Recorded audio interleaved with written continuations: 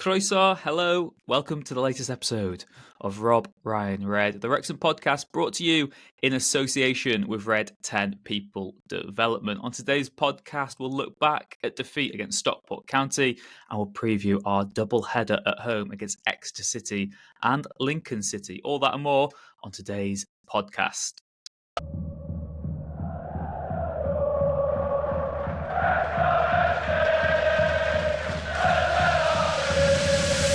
RobRyanRed.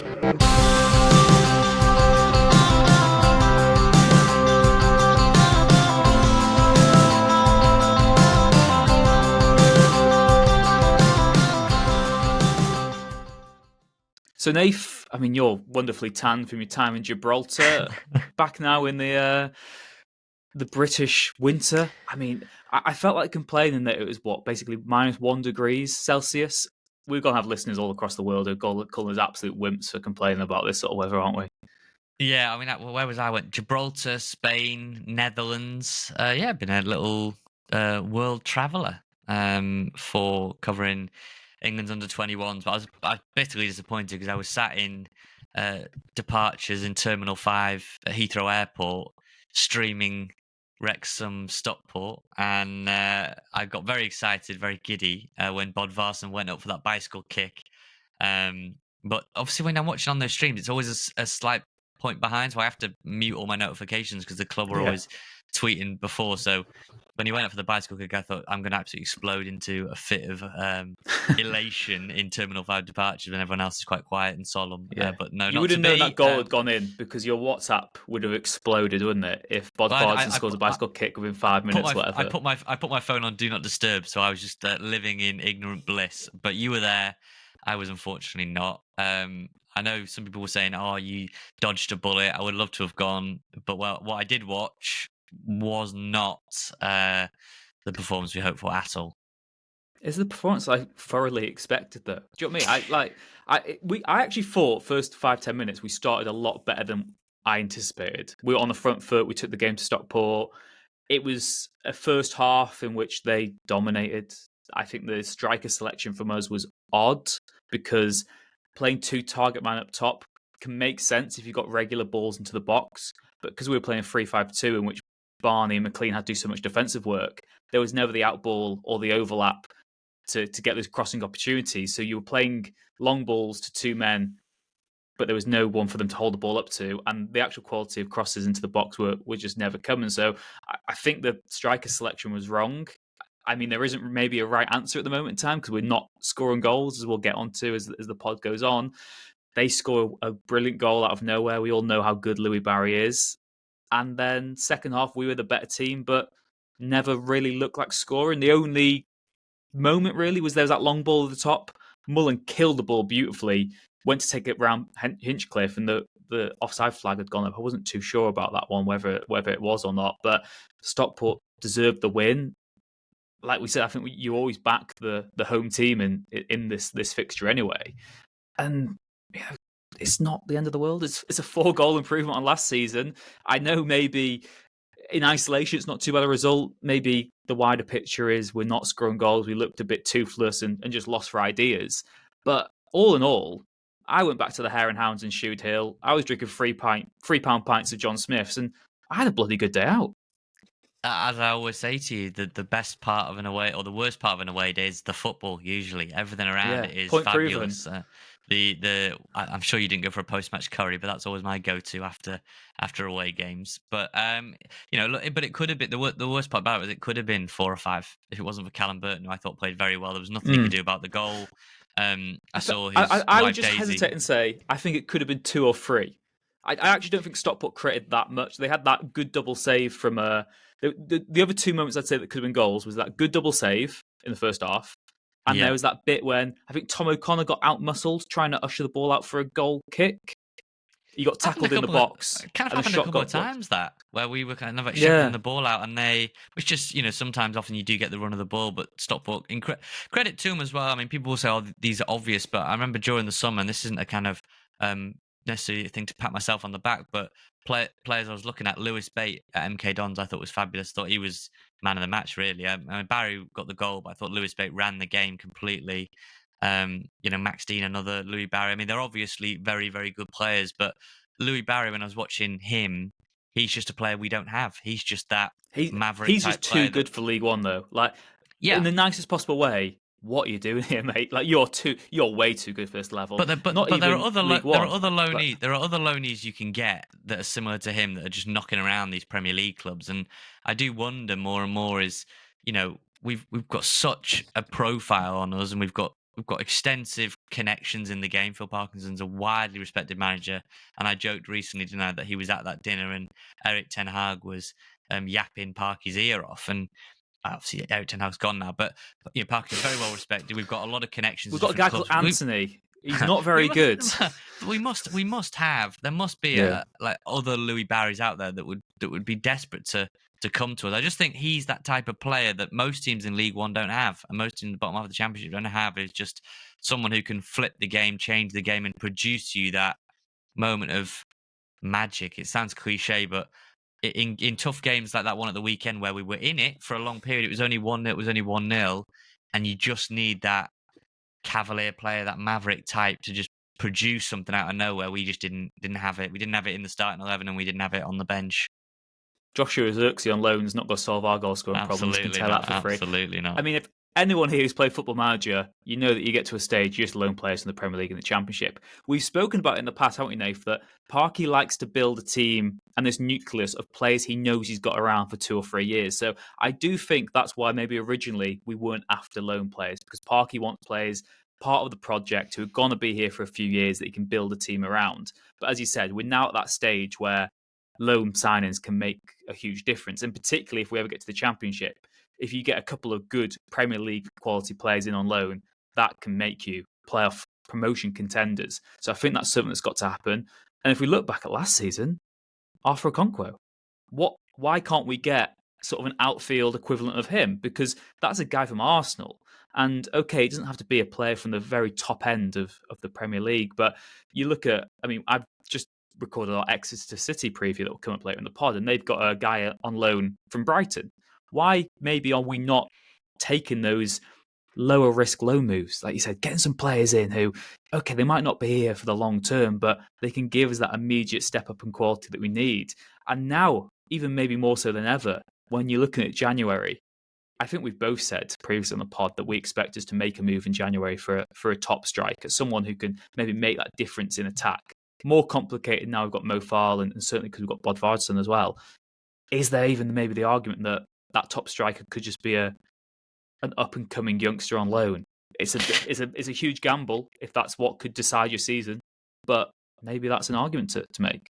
I think you're right in the sense of in the lower reaches of the leagues, building a squad that could get you to League One made a lot more sense than just filling it with temporary additions that weren't going to be around and weren't going to play a long-term role. And Premier League clubs are not going to look at National League teams or League Two teams and give you incredible players. But as you get to League One, top end of League One, Championship, and trying to get into the Premier League, you need to be very savvy in your recruitment. And I've seen it at Derby, I've seen it at other clubs where they get some Premier League loanees that make a huge difference. Louis Barry, Aston Villa will probably be looking at. I think when I was watching that Barry performance at the weekend, the first thing I thought of was Jay Stansfield and how Villa will probably be looking at the fact that Stansfield went for 15 million. And in an era where academies are trying to become as profitable as ever, they need their players in shop windows like this one, where Barry is thriving. He's clearly highly rated. All Championship clubs will be watching him. Villa will be watching him very closely and will be well aware of his progress. There's no bigger shop window, I don't think, than Wrexham. Arsenal saw that, but Okonkwo was on an expiring contract and obviously left and walked out the door, and that was more for them and their fans. I think were a little bit frustrated that he wasn't given a new contract before he came out, etc., etc. But I can assure you that that there will be a player or two or three that will be available in January that will go, 6 months or less, 5 months, whatever it is, of regular first team minutes, probably too good for the level. But you're nearby if you're one of these Northwest teams. Go play. Go play for a team that's in and around it, competing for stuff, winning culture, and come back. And if it doesn't work, I'm sure it's a great learning curve for both the club in terms of what you need and where you want to go for loan moves, or the player. And so yes, if we want to go and splash cash in January, great. We need to make, I think, a forward addition, and whether that's on loan or permanent, it doesn't really matter. You just need that type of player that we don't have and we haven't had for a while.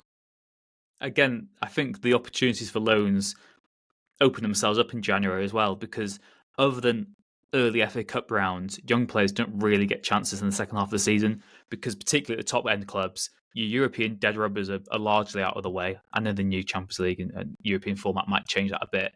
League Cup, you're basically in the semi-finals by then, or the final itself. So I do think that there could be some opportunities on the horizon. Like I said, we shall see what happens. One word of note as well from the weekend is that Andy Cannon, the first of the free to fall. Yeah, so I mean, I'm calling him Finnish Rich. He's not from Finland; he's from Wrexham. So, but we're just because there's so many Riches that come on this podcast, I'd have to refer to him as Sutty.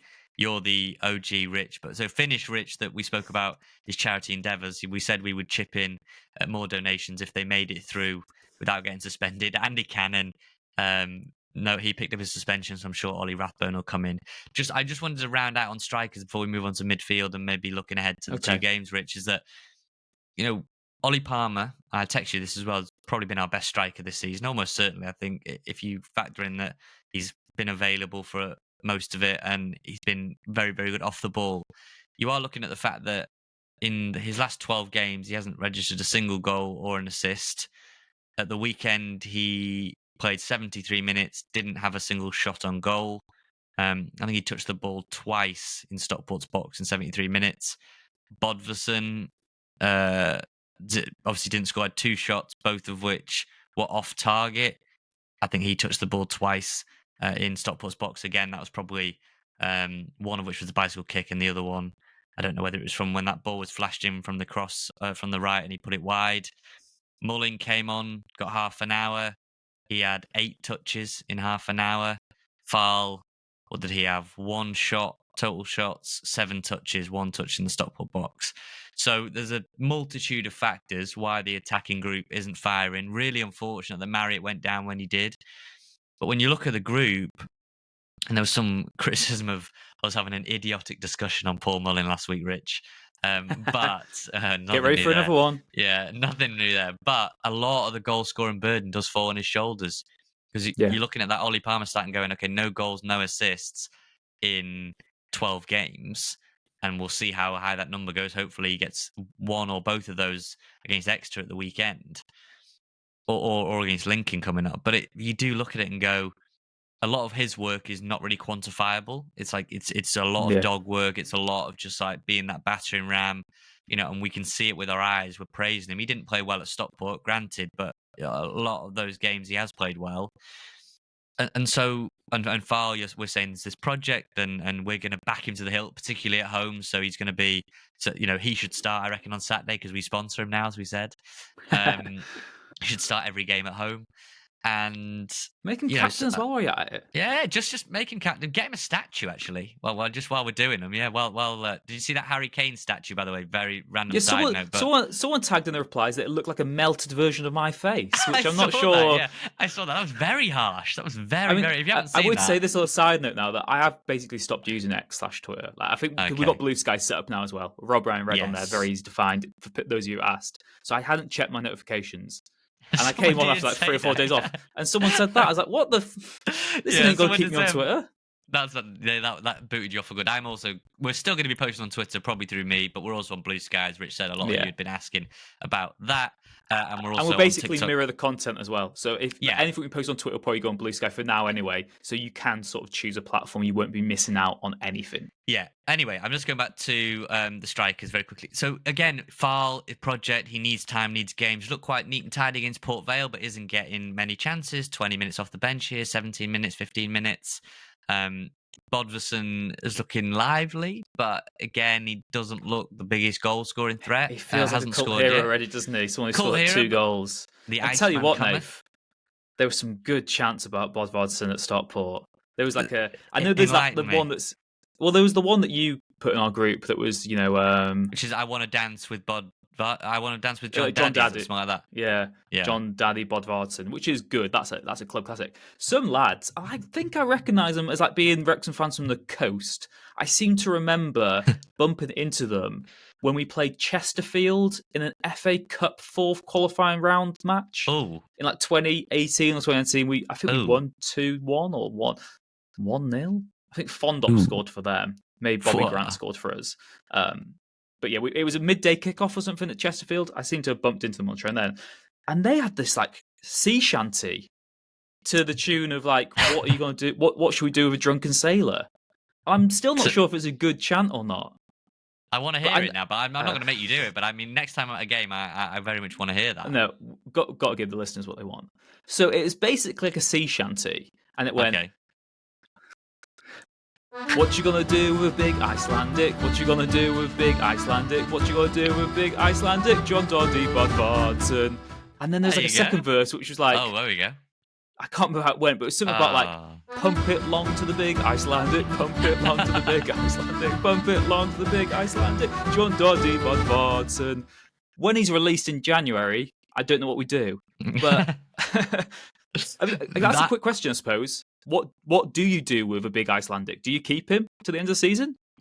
This is a striking debate that's taken us to a mobile statue, a sea shanty, and a melted version of Rich Fay. Yeah.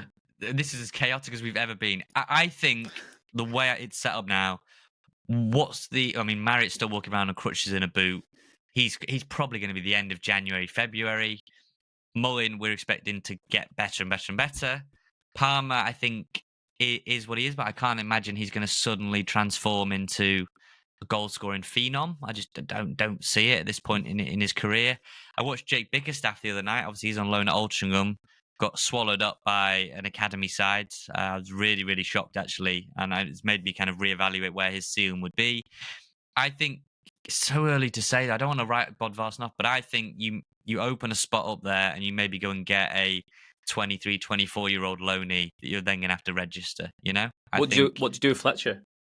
It's a good question. Because part of me wants him just to stay out at the end of the season.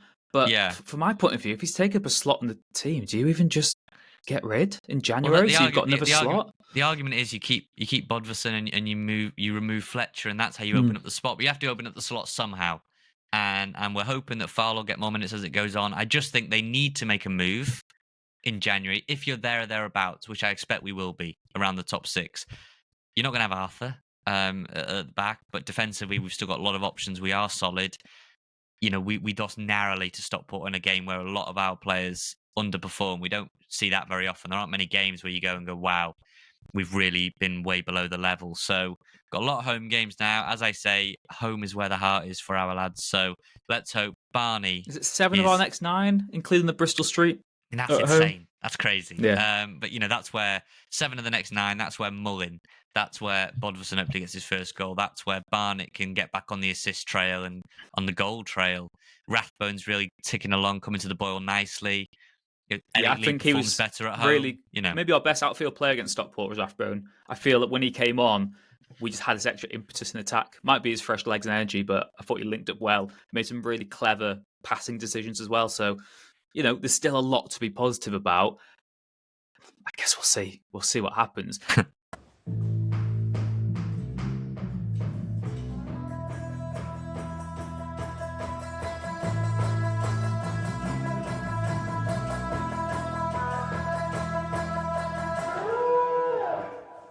Now, Nath, we've got a few more bits to get through, but to save us doing a double-header preview, we'll look ahead to Exeter City at home this weekend. And ahead of the match, we caught up with one of the most interesting podcasts in the entire, I say Football League, maybe in the world. It's the You Don't Know What You're Doing podcast, which, I mean, it's a football podcast. I'd say 1% of their content is football. They're known for their comedy skits, for writing love songs about players.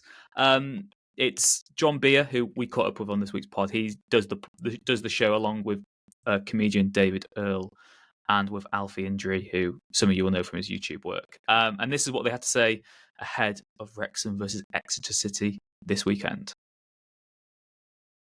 So, John, thanks for joining us today on the podcast. Now, before we get into this weekend's game against Exeter City, tell us a little bit about the podcast that you do.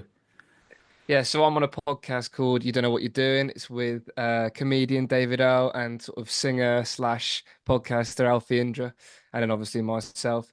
And I mean, it started off as a as an Exeter City podcast primarily, and then sort of ventured into more about what's going on in my life. It's still got Exeter City sort of at the heart of it. Is That's how I like to describe it whenever anyone asks me. But yeah, it sort of takes a comedic turn down all sorts of different routes. There's a lot of songs written. But yeah, it's a good laugh. It's really good, and I think if anyone's into sort of light-hearted football podcast, it isn't too sort of tactically overbearing, then this is the right place to be. Will the latest episode have any mention of Wrexham then for our loyal listeners to tune in on, or is it one of The those latest podcasts where episode, probably not. The latest episode is a love song written to David after he's just come back from being ill. So the last one probably won't have too much mention of Wrexham now. maybe next week's? Who knows what will happen Yes, this yeah, we'll weekend? do a roundup on Wrexham. Okay, So into yeah, that'll be maybe it in a then. musical number. So yeah, if you want to check that podcast out, everyone, we'll put a link in the description as well. You can check out next week's probably for more of a Wrexham angle on it. And speaking of this weekend, then I mean, I guess you are the Exeter City sort of expert on that podcast. Then what have you made of the season so far? Sitting in ninth at the time of recording, you seem to have you know. I guess it's from our point of view because we've just come up. We didn't maybe quite know what to expect of Exeter this season. What have you made of it? Yeah, I think we were quietly I say this a lot, but we were quietly optimistic at the start of the season with the recruitment that we'd brought in. I think we went. I think quite a few teams actually, as a result of yourselves coming up, Stockport, like the teams that people really took like a sort of liking to when coming up, or maybe took most of the attention. A lot of teams sort of went under the radar as a result. I think us, Stevenage, are the two in particular that I think recruited really well, but sort of just went completely under the radar. And kind of written off a little bit as not going to be challenging or contenders for any sort of playoff position, which I still might be the case. We're not too sure. It's early doors still, but yeah, we were really quietly optimistic, and we sort of have matched how I felt we might do, which is a positive start to the season, given who we've brought in. But like I said before, the wheels can fall off so quickly. At this point last season, we were in a similar sort of position, maybe starting to tail off already, and then we went 100 days without a win. So football can change so quickly. So yeah, a really, really good start to the season, but it's just a start at the moment. I guess maybe the one aspect that would give you hope that won't happen again is the fact you've got the best defensive record in League One, and you can see I think 10 goals in it across the matches so far. Wrexham, I think, with the second best defensive record, which would maybe indicate we're in for a dull Saturday in North Wales. But what is the key to that? Why are Exeter so good at the back? Yeah, I think we recruited. I think we put a real big emphasis on our defensive structure after last season. It started off really well last season defensively. We were conceding. We won a lot of games at the start of last season, 1-0. But we sort of felt we were riding our luck at times, and it has been a little bit like that this season as well. Actually, I feel as though we have ridden our luck in games. In particular, I think like the Stevenage game at home. I think we rode our luck a little bit come the end. The Charlton game not last weekend, the weekend before, sort of they missed a couple of big chances come the end of the game, and it could have easily gone the other way. But I think last season we were just not a setback back five v like, and now we've brought in if John Lee Ifeko from Rangers, who's injured actually, so he won't be playing on Saturday. We brought in Tristan Crammer on loan, and we sort of always had Pierce Sweeney as our sort of like elder, not elder, I don't want to say elderly, but sort of like Elder older statesman, yeah, head. you Yeah, got someone at the back who's a bit experienced, yeah. yeah, exactly. He's got a bit of experience, and he sort of keeps the younger ones in check. And we've been brilliant defensively this season, and obviously Joe Whitworth has played a massive part in that. I think you'd be living under a rock in terms of League One news if you haven't seen how he's done, because he's all over Sky and everybody loves him, and he's a fantastic goalkeeper. But again, not a traditional goalkeeper, sort of 5'9", small, really good with his feet, and really plays into Gary Calderon's style. So I think the recruitment has been the biggest reason why we've sort of solidified at the back and become what has sort of proved this season to be a hard team to score against. So we might find it difficult to score a goal ourselves this weekend. Who's the most likely from an Exeter point of view, do you think, to be an attacking threat against Wrexham? Yeah, I think we'll have a couple of the boys that were on international duty back. So Josh McGuinness is obviously a very well known name at this level, sort of scores goals pretty consistently wherever he goes. We've got a young lad on loan from Brighton called Kamari Doyle. If there's any set pieces, then you should be. We've got actually quite a few really good set piece takers. Ed Francis, Kamari Doyle, Reece Cole. They're all sort of really dangerous, and obviously we've got left footers and right footers in that, and then Kamari who can take free kicks with both. So yeah, I think I would say those two, Josh McGuinness or Kamari Doyle. And in terms of the weekend, then, I mean, what do you think the sort of outcome you can expect is? Like I said, I think we've both indicated it could be low scoring, might be a Yeah. goal either way. Do you think Exeter will be confident that they can get an away win? I always find when you say it's going to be a low scoring game, it's going to be an absolutely frantic end to end an 8 goal thriller or something like that. But no, I think it is going to be a tight game. Obviously, Wrexham are a team that people are going to fear this season. I think Wrexham and Stockport and even Mansfield to a certain degree this year, this season is such an anomaly in terms of, you always see there's sort of a team that's coming up that you might be right. Okay, well, we can finish above them, or we've got a bigger budget than them, or whatever. But this season, it feels like that's not the case. So it's even harder to compete, especially as a fan-owned club like Exeter City, who hasn't got a big budget and hasn't got lots of money to sort of spend. Yeah, but I mean, in terms of the actual game itself, it's so tough to call. I would obviously edge towards a Wrexham win just because you're at home, you're flying, you've got a great squad. The atmosphere just seems to be like perfect at Wrexham at the moment. So I'd probably edge for a close win for you guys. And finally, on League One itself this season, one I want to ask you because we've got Lincoln next on Tuesday night. Yeah, How were they? You had a 0-0 draw with them recently, and who is the best team you've seen so far this season? it's a good question. Um, I've been really fortunate to go to quite a lot of games this season, actually. I'll answer the Lincoln question first and give myself a little bit of time to think on the best team in League One. Honestly, it was such a dead rubber game, nothing in it, boring 0-0. I think Joe Whitworth made one sort of pretty decent save to sort of keep us in it at the very start. But other than that, it was nothing. Very direct.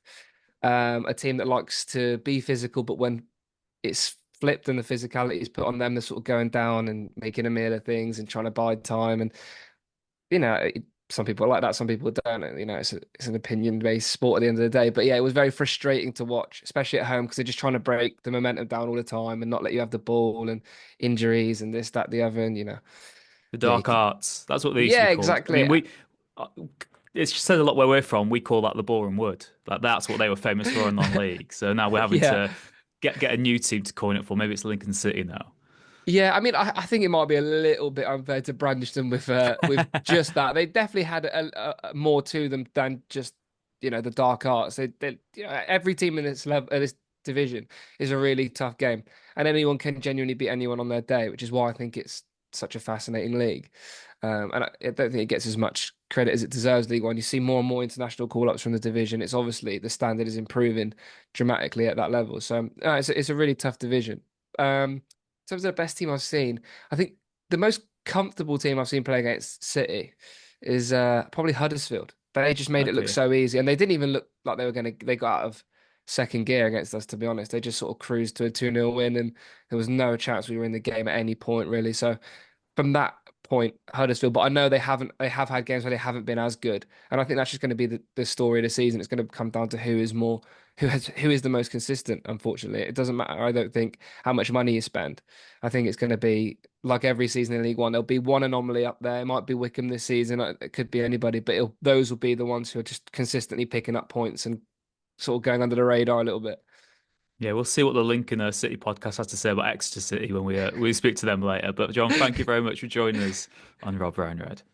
No worries. Thanks for having me. Rob Ryan Red. Nathan Salt and Rich Fay. So, Nathan, when the two best defences in League One meet, it's very tempting to say it's going to be a goalless draw or maybe 1-0 either way. But as John said there, it could be 4-4, couldn't it? Yeah, it's always the way, isn't it? We think, oh, wow, Joe Whitworth, give him the big sell, and you put the jinx on him. He's been a fabulous goalkeeper. I think he's on loan from Crystal Palace, and he's just been outstanding. I know people at Palace are raving about him and his potential, and Exeter have done really well. It's funny we mentioned about loans before. You think about Exeter particularly have been a great place for people to go and develop talent. I'm thinking in terms of talent development. Obviously now it's Whitworth, but they've had Stansfield in the past, and obviously they're benefiting from that lucrative move when they sold him to Fulham. So obviously gone to Birmingham now. But yeah, you always think, oh well, two great defenses. We've obviously lost Arthur Okonkwo to a broken wrist that's going to keep him out for at least 6 weeks. You would say. I mean, that's the hope. That could he get back in time for Boxing Day before the new year? That'd be the great hope. I mean, it's tough. I mean, broken wrist for a goalkeeper is, one of the nightmare injuries. Really, not much you can do. You can't just strap it up and give it the magic sponge treatment. That's going to be a sore one for a while. I don't know. I do think it will be a tight game. They are very well drawn defensively. I'm thinking similarly to that Huddersfield game where we saw Lees, we saw Patterson, just very, very solid defenders. And I think Exeter will be in that same mold. They will frustrate. They will maybe not be as expansive as we've come to expect some teams have been. I looked at Northampton. They were trying to actually have a go and then got pumped. What was it, 4-1 in the end? Yeah. It's similar just to Mansfield and Huddersfield, you reckon? I think so. I think so. But I think we will be revved up. We don't lose that often. And when we do, to have a home game immediately after, I think we'll be revved up. I think we'll just edge it, actually. I think we'll just edge it 1-0. And I'm hoping, I mean, obviously I'll take any score or whatsoever. If it's Dan Scar or if it's Barney or McLean or whoever, great. But I would love it to be Mullin because, and I actually think if you asked everyone in the squad, yes, they would say the same part of the caveat, but we just want to win by any means. But I think if you push them, they would want it to be Mullin because they know what you could potentially be unlocking there if you can just get him a run of games and a run of goals.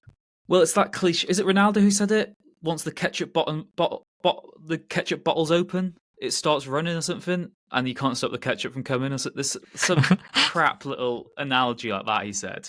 I swear it was Ronaldo. It's like Ronaldo like Haaland who said that. Like when the ketchup bottle's open, when it's running out, like you said, a goal from Mullin could just change our season. Like genuinely could. So yeah, hopefully we can get through that. And then big games coming up. So for Exeter, what are you doing in the midfield? Then obviously you are pushing for Rathbone. Do you make any other changes? And Matty James, or do you stick with Dobson because he's done so well for us? And do you stick with Lee, or do you? I wouldn't say, I personally, before you answer, I wouldn't be making wholesale changes because a lot of these lads have got us to third in League One. And, when you think about that, we were in the National League. You said this before. We were in the National League last year in 2023. Which is crazy. It doesn't sound real, that. I always say that when I speak to people. I was like, we were in the National League last year, which is just mind-boggling. For me, I think you just make that one change, Rathbone in for Cannon, essentially. Because, what is so encouraging for me is we're third. No. We're making change up front, though, aren't we? I feel like that's a given. We're not having Bodvarsson and Palmer again. So I'd go Mullin-Palmer, just because I do think that is the strike partnership that works the best. If you're trying to get Mullin goals, he plays best with Palmer. So for me, it's Rathbone in for Cannon, and then Mullin in for Bodvarsson.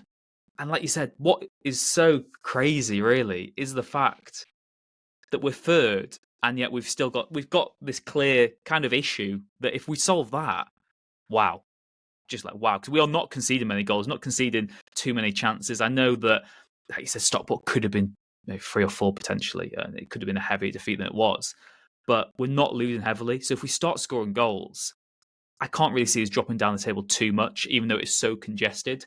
But yeah, for me, I'll make those 2 changes. What about you? I mean, I know you love trying to put Sebastian Revan in wherever you can. Read my mind because that was the exact player I was going to say. But no, I would go. But you could put McLean. You could put McLean centre mid though. Yeah, I probably would. The one I'm looking at is do I find a spot for Matty James? Do I, because there's a lot of games I do wonder. I would stick with Dobson from the start, I will say that, but I do wonder soon if there is a position to say, let's just take Dobson out for a game, cut him a bit of slack, give him a rest. I know we're not in the kind of it'll come across he's been dropped or whatever, but Matty James played 40 times for Bristol City in the Championship last season. Inevitably very good. Like he can just sit as a screener.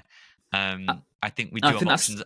And I would put Josh Adam on the bench on Saturday, just to say, because I think he's not Louis Barry, but he does offer you something a little bit different. And I would be disappointed if he wasn't on the bench for the weekend. I think that's a good point you made there as well, that although you've got this core sort of 5 or 6 players who like play 90 minutes every single game, essentially, because it's 2 games a week coming up for such a long time, you need to be taking players out. I know we've got that spare weekend now from being out of the FA Cup, but some of these players do need a proper rest, just to even if it is just have a half or have an hour and then come off the bench. It's about keeping them protected for the long term.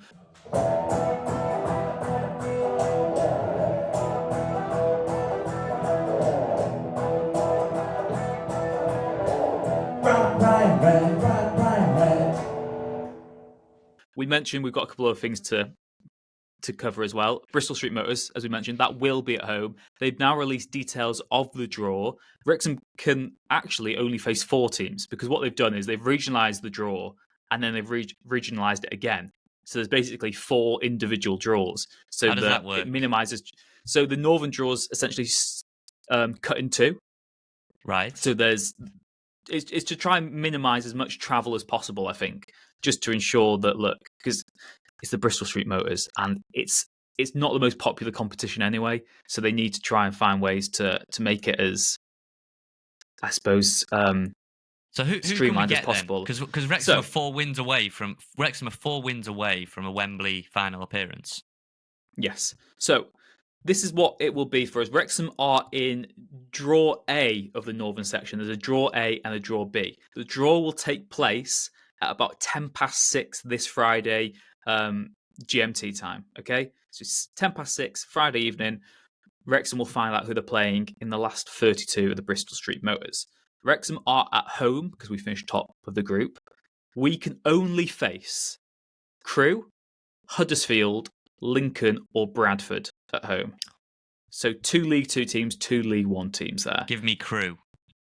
Crewe at home, that's what you want, yeah? I mean, it's 3-3 draw last time we played them at home. Stephen Fletcher, of course, scoring. Barney got sent off, didn't he? Yeah. Yes. Bradford City, what was that at home? We lost 1-0. Lost 1-0, Lincoln City, we obviously play next Tuesday, and Huddersfield we drew 0-0 with. So yeah, Wrexham will either play Crewe, Huddersfield, Lincoln, or Bradford at home. It might also be, I've not actually looked into this, it might also be due to if teams have already got midweek fixtures, it might be like these teams are playing then, we know we can have them together. I don't know. But basically, that's all Wrexham can play. And the other piece of news we wanted to talk about was that Wrexham have announced the Wrexham AFC Foundation, which is the new name of the club's community organisation. The relaunch comes during EFL Week of Action, which sees some foundation staff members currently in New York, which I know that's for the foundation. Seems like a nice trip out that for me. I saw Humphrey won a trophy, didn't he? Yeah, I saw Humphrey was. Did you see that picture on? I think it was Humphrey's Instagram. Do you have a number 9 on his back? And he was like walking away, one of those like moody pictures that almost certainly will be his lock screen. That's almost got to be his lock screen. Is he the answer to our goal scoring issues? Great height, but is he the big man? We've already got a lot of big men though. But yeah, I was just also going to quickly say, because I work for them and it's our podcast, I can say what I want on here. The story about clubs, the EFL have written to all clubs. I'm assuming in League One or generally that James McLean is permitted to leave the pitch via the shortest possible route to the tunnel following abuse from rival supporters. If you think back, Rich, there was that clip at Birmingham, wasn't it, where we were in the corner. He had to walk all the way round when he came off. So basically, the EFL's written to all its clubs to tell them that from now on, McLean will receive special dispensation when he has to come off. Been a series, obviously, incidents involving McLean and abuse from rival supporters. And the move follows talks between Wrexham, the EFL, and the refereeing body PGMOL. And in a message to club safety officers, which was seen by the Mail, the EFL's letter read, "You'll be aware that James McLean is often on the receiving end of abuse from certain sections of support. This has, in the past, resulted in FA sanctions against the club due to the chanting becoming racially or religiously motivated and therefore classed as a hate crime, and missiles have also been thrown." It goes on to add that it has now been agreed that on occasions in the future where McLean has to leave the field of play for whatever reason, he will leave by the shortest route towards the tunnel. This process will help to reduce these incidents and also help to manage McLean's departure from the pitch without incident. Doesn't exactly go on to say that he can't sit. I think it's been kind of construed that he can't sit on the bench or anything. I don't think that is the case, but there's just McLean has had special dispensation from the league to avoid incidents where he will be targeted for abuse. So, I mean, seems sensible enough. Yeah, it seems absolutely sensible. And, again, it's one of those issues that it will upset some people and wind the right people up, but, it's a sensible move to make. And another piece of news as well was we speak about that trip to New York for the Wrexham Foundation. And Sean Harvey was speaking at an event in New York on Tuesday night. And he said, he hinted that, Rob and Ryan would continue to back Phil Parkinson quite handsomely in the transfer window if required. He said, Rob and Ryan have always supported Phil's ambition. We will be active in the transfer market during January because we're in a position of strength. If we go any further forward from where we are now, we get promoted, and that is the objective. It's difficult to say what and where because there's still 6 weeks to go before the window opens. Then it's a case of who's available, who will actually strengthen us. We've had a policy of trying to ensure that we sign players not just for the current division, but for the next division as well. So, because without trying to throw too much slander, there was just a very vague news story this week that said Wrexham are after a championship striker, essentially. Didn't say who the championship striker was. The whole story was just Wrexham are after a championship striker, which team wants better striker. Breaking news. Team wants better player. Yeah. Yeah, so we will see what has to come in January. But Nath, Tuesday night as well, Lincoln City at home, and we haven't actually recorded this preview yet. So this might take some editing magic from Nathan Salt if for some reason it gets cancelled. But we have planned to speak to a Lincoln City fan ahead of the game against Wrexham next Tuesday. I think Lincoln we expect them to be quite high up in the table this season, but I think they've surprised us once again with how close they are to the automatic spots, really. And we caught up with the Stacey West podcast ahead of their trip to face Wrexham next week. Right, so we're at home on Saturday against Exeter, and then we got another home game, thankfully, for us, because we've got best home form in the division as of now, as of Wednesday, before any of these lot ruin it. Gary, then we play Lincoln, and Gary, Lincoln fan from the Stacey West podcast, is joining us to hopefully give us all of Lincoln secrets and hopefully allows us to do the double Saturday, Tuesday. Gary, thanks for coming on. Firstly, very open question, how has the season been so far for Lincoln? Yep, thank you for having me on. It's been a good season so far, I think, if I'm honest. We've only lost 3 games, and the last time we'd lost fewer games than this at this stage in the season was 1976 when we won the 4th division by a record points total, long before my time, I might add. So we're hard to beat. We've drawn a few games perhaps we could have won. Certainly the last 2, Exeter and Bristol Rovers, probably could have won both of those and drawn those. But we're in the top 6 and we're Lincoln City, and we don't really have any right to be in the top 6 when you're in a league with Birmingham and Blackpool and Bolton and Peterborough and teams like that. So we're really pleased with how it's going. We're still in the FA Cup, which is great because despite the one big FA Cup run that we had recently, we're actually rubbish in the FA Cup and always have been. So it's nice to be in the second round there. We're still in the Mickey Mouse Trophy as well, which is, it's a side issue, but it's good to see our young players coming through. So, it's just an enjoyable season at the minute. Long may it continue. Well, hopefully not for Tuesday, for our sake. But I'm looking at it. Going, we're obviously chatting now Wednesday. Looking at the fixtures you've got, I get that League One is a meat grinder of a league that you know better than us. We've just come into it. But I'm looking at your games. You've got Wycombe at home on Saturday. You've then got us away on the Tuesday. You've got an FA Cup game, which are always tricky, one-off knockout games. You've then got Rotherham away. You've got Charlton at home. You've then got Huddersfield away and Reading at home. That looks like a relentless schedule. Yeah, it's better than playing Bath, Maiden, Ed, Salisbury, and Welling, though, isn't it? Yeah, that's true. That's true. But in all seriousness, the context aside, this is a quite key period to sort of see where you stack up against teams that are right up there. Yeah, definitely. But then I think you say that at all sorts of points of the season. We looked at October and we've got Stockport at home and we've got Northampton and we've got Crawley and we've got Birmingham, and you think, we've got teams that are up there, teams that aren't. This will tell us where we should be. And you come through that and we're still 5th. And then you look ahead and it's like, this is massive. But one thing I've learned about this division is, whilst these teams feel like big teams, like Huddersfield, they're in the Premier League not so long back. Reading, they were in the Premier League not so long back. Actually, when they get on the field, everybody's pretty much of a muchness in this division. And that was proven. Crawley beat us 3-0. It's the only game that we've lost where you just shake your head and go, that was terrible. The other 2 we lost, probably should have got a result out of it. But that just goes to show, because Crawley are one of the worst teams in the division. Cambridge are down there, Shrewsbury are down there, but on any day they can hold or they can beat the teams that are above. So there's not an awful lot in a name. Obviously, we've got Crawley in the FA Cup, which is away, which is a terrible, terrible draw, but a great opportunity to go down there and put the 3-0 right. Huddersfield, we definitely owe one because they have a track record of taking everything. They take all our pretty things. So they took Danny and Nicky Cowley. They took Harry Toffolo. They took Lass Sorensen. Years ago, they took Gary Taylor-Fletcher. So they're just great games to be involved in. They really are. I bring them on. Let's see what we can do. The worry for Wrexham is that you've played 8 games away from home. You've only lost once. You've got the 4th best away record in the division. What is that built on? Is that built because we had Huddersfield recently and they were very solid defensive, but didn't really have much, a little bit toothless up front, and we ended up playing out a 0-0. What is the strength of this Lincoln City team? Well, it actually goes back to January the 1st. We lost at Blackpool on January the 1st, and then we've only lost once away since. And Michael Skubala has a method of play and a way of playing which makes us very, very hard to break down. We have started conceding a few goals, but we absolutely refuse to lose. And his mentality is if we can't win a game, don't lose the game.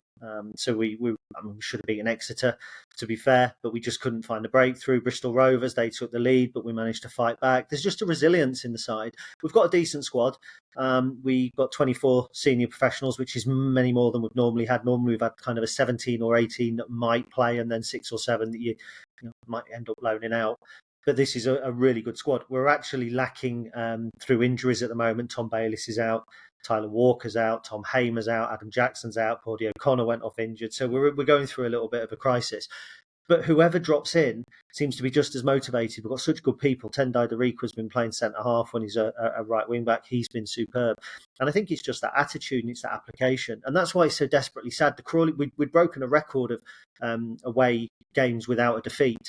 And then we went to Crawley and just rolled over and had our belly tickled. They hit us 3 times on the break.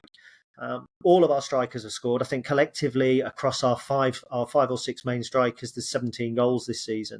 So whilst we're not relying on anybody, so as soon as one person goes down injured or suspended or something like that, somebody else comes in, and it's just that flexibility and fluidity, I think, that's seen us get a really good away record. And to be fair, a couple of late lucky goals, especially one at Blackpool a couple of weeks ago, like 9 minutes into injury time. You make your own luck, though, don't you, in this game? Yeah. As we found out, we rode our luck into Mansfield, beat Mansfield, and then we conceded with the very last kick of the game away to Charlton, when we probably should have won that game. Looking at kind of Lincoln's setup, it's similar to ourselves in that, I mean, however you want to dice it up, it's a back 3, it's a 5 in midfield, and it's a 2 up top. Whether it's you want to get super tactical, 3-1, 4-2, or whatever it is. I know you said you went off Paudie O'Connor, but we've got our own O'Connor. Whenever I look at any sort of stats that get thrown around, your one is particularly, or has been particularly successful. If he's out, would that be a massive blow for you guys? It would be a blow, because if we play 3 centre-halves, him being out would mean we've got 3 injured, so we'd only have 2 fit, which would be Lewis Monsper and Sean Rowan. So then you start in slightly square pegs in slightly round holes. The train of thought is he'll probably play. He's the warrior centre-half, because obviously in a back 3, you've got the centre-half that heads everything and kicks everything 80s style, whether it's the ball or a player. And then you've got the ones either side who like to play out from the back, and that's our Lewis Monsper and Sean Rowan, or Tom Hamer or Adam Jackson. So if he's missing, yeah, absolutely, it'll be a big blow. The thing I've learned under Michael Skubala is that formations mean very little, because whilst we play a 3-5-2 on paper, actually when we're in possession and attacking, it's very much a 4-4-2. And one of our wing backs kind of slots in and overlaps. So it's kind of Sean Rowan drifts out sometimes to left back.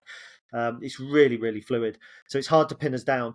Y-Scout always have us as like a 3-5-2, but on Tuesday night, I think it's Tuesday night or Saturday rather, when we last played, I lose track of the days working from home. Definitely, it was a 4 at the back. So, it's really fluid.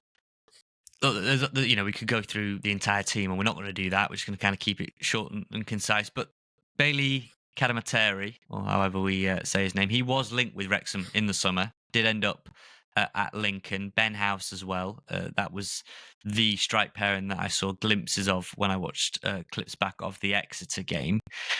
people are always going to ask about danger men. I think Ethan Hamilton's one of the wide players off the left, and Jeffries plays in the middle there.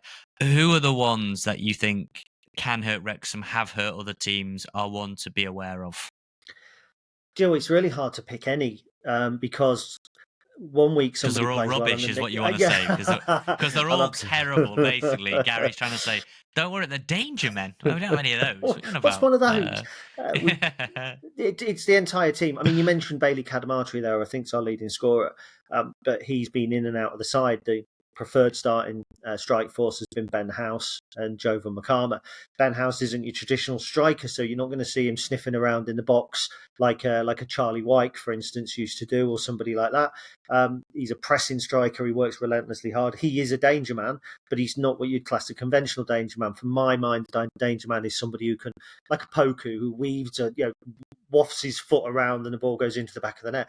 Technically, we don't really have anybody like that. Ethan Arahan's the heartbeat of the team. He's the one to watch. He's streets ahead of any central midfielder that I've seen in this division since Cameron Brannigan went out of it with Oxford United. He's been out for a few weeks. He came back on against Exeter, changed the balance of the game. He'll leave for 7 figures likely in January.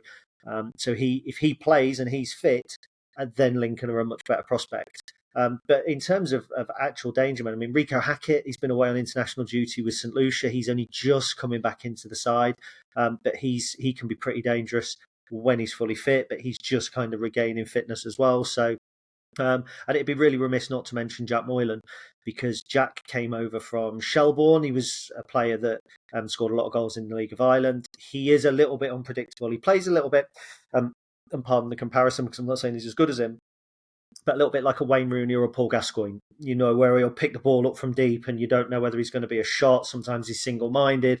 Sometimes he'll set you up. Sometimes you'll go, oh, Jack, why did you shoot from there? But he's been producing the goods. He broke the deadlock against Chesham, and he's a real live wire. So in terms of actual danger man, I would say if Moylan plays, he's probably the one who could change the game.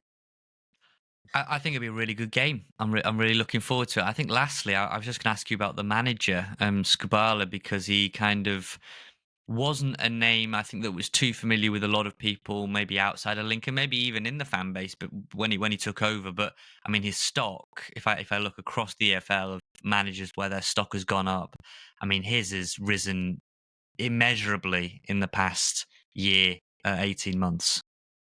Yeah, he's a really, really fascinating and interesting man. We've been lucky enough to have him on the podcast. He invited us down to training, so I've been able to see him firsthand. He's very humble. He's very down to earth. If you walked in a room of 20 people and said there's a football manager in here, you wouldn't be picking Michael Skubala out. He has that ability to blend into the background in a crowd, but he knows his stuff. I mean, this is a manager who obviously was well involved with the England futsal side. So you can often see us playing certain patterns of play that have kind of been born in futsal, that kind of quick one-touch passing, get you out of tight situations. He was also worked for UEFA, and they would send him to developing European countries to help them improve their own coaching facilities. So I think he told us he went to Estonia to help them with their coaching practices. So very, very respected. He's one of the new breed of coaches, and I liken him to Kieran McKenna at Ipswich, who's never had that massive playing career, but absolutely knows their stuff down to a T. And he's recently been backed up again by Chris Cohen, who obviously former West Ham, Nottingham Forest player, who's come back to the coaching side of the club for the third time. Tom Shaw, who's been with the club for ages. So what we've actually got there is one of our kind of assistant head coaches is Lincoln City through and through. He goes back to the Cowley days. One of them's had top flight experience, has played in the Championship. He's got that kind of big game experience. And then you've got Michael Skubala just pulling everything together. So it's a really interesting proposition for Lincoln fans. If it doesn't happen this season and we hang on to Skubala, I genuinely think that this is the management team that could take us into the Championship. Look, meeting of minds, Phil Parkinson, Michael Skubala, both teams expecting or hoping to be in and around the playoffs, maybe sniffing around that second spot behind Birmingham. I think that most people are targeting that. Very, very quickly then to end on, what are your expectations for Lincoln this season? Is it to go one step further, get into the playoffs, or do you still think they're on the outside looking in at this point? My expectations were to finish top 10 this season, because I think it's a harder division than last season.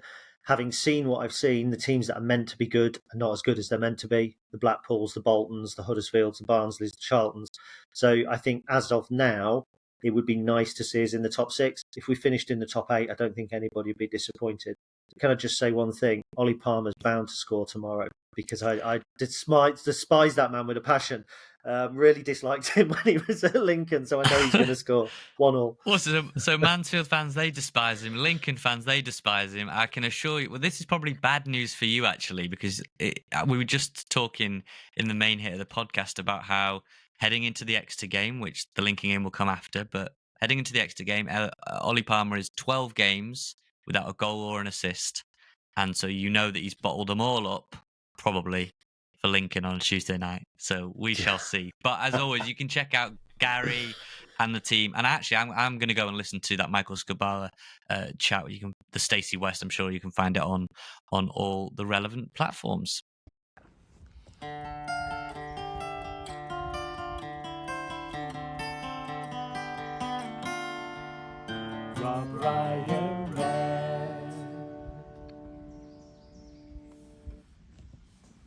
Right, Rich. I think just the key takeaway from Exeter, Lincoln is then a free weekend. Then it's Barnsley at home again.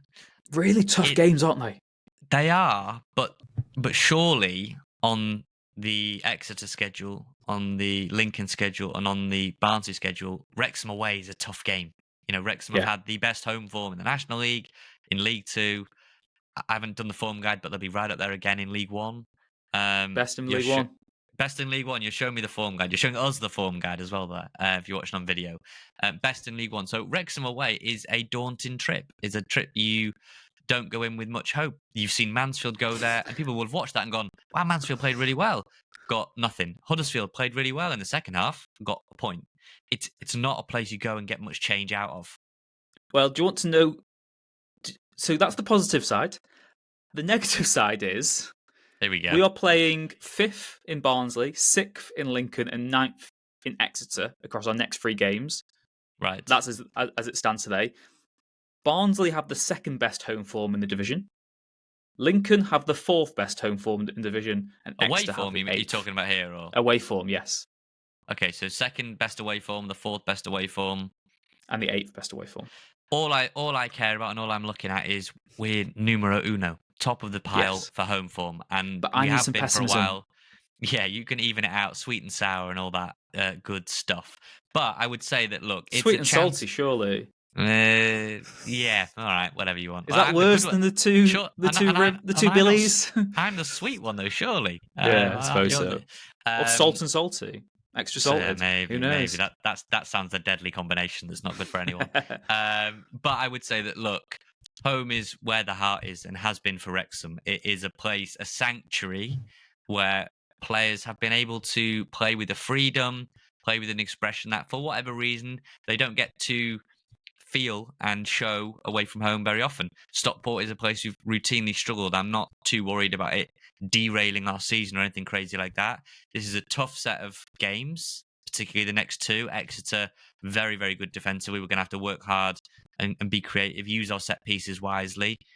Lincoln, very, very good. And we'll see how they get on. They are a tough nut to crack, and Barnsley will obviously preview in episode 200, which is coming up. Rich, can you believe? The horizon, on the horizon. Yeah, so we're really looking forward to that one. As always, get your emails in, because with like the free weekends, for example, we might have a bit more time to go through a mailbag, get some of your get some of your questions answered. Nath, before we go, what do you expect for the next 2 games then? How many points? Next 2. I'm going to be optimistic. I'll say 6. I think it'll be a narrow win. I think it'll be 2 narrow wins, probably a 2-1 against Lincoln and maybe a 1-0 against Exeter. I think, I think it's been well documented that the players went away after the Stockport game, had a little jaunt to Ireland, and you hope that can let off a bit of steam, because you know what the pressure's like. It's a pressure cooker, where you just you get in this state of the negativity and sort of self-evaluation. I remember Elliot Lee did a podcast once where he was talking about how he's managed to kind of separate now his feelings of it is just a game. And I think that is a healthy way. And I hope this little trip to Ireland for the players has allowed them to unwind a little bit, remind themselves why they're third in the table, why they're still very much a strong promotion contender, and they come back to a packed out race course against a tough team, yes, but we're an even tougher team, the toughest at home. The worst possible assignment when you're on the road. So yeah, keep the faith, believe. We are a very good team. We're third in League One. We're in the National League last year. Say that again. And so I'm going to go 6. But if it's 4, great. I don't think we'll regress and lose another one. We will see.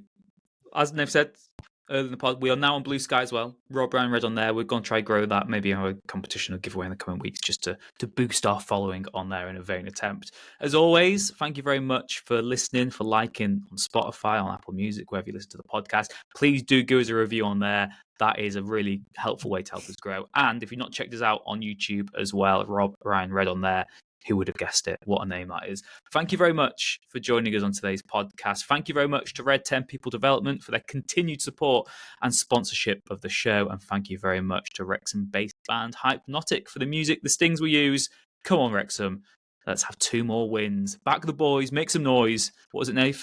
Home is where the heart is. We'll see you again next week. Take care.